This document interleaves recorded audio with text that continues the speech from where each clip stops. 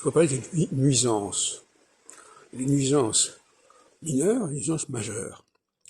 Les nuisances mineures, ce sont celles de l'espace privé. Les nuisances majeures, c'est les nuisances de l'espace public. Tout ce qui est visuel ou auditif peut devenir une nuisance majeure, puisqu'il y a la télévision, il y a le téléphone, ça peut s'étendre sur à une très grande échelle.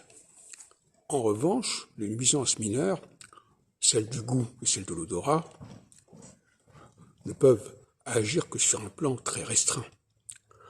On ne peut pas envoyer une odeur ou un goût. Donc quand quelqu'un commet une nuisance mineure, il ne perturbe qu'un milieu très limité, même de proximité. Quand quelqu'un génère une nuisance majeure, il peut il peut nuire à un ensemble beaucoup plus large de personnes. Comme par exemple une salle. Bon, par exemple, quelqu'un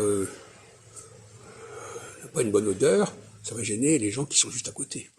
Mais quelqu'un qui parle fort ou qui dit n'importe quoi, ça va agir sur un beaucoup plus grand nombre de personnes. C'est ça le drame des femmes, c'est que les femmes, elles ont une capacité de nuisance majeure. C'est-à-dire que quand elles font des erreurs, quand elles dépassent les bornes, ça prend des proportions considérables.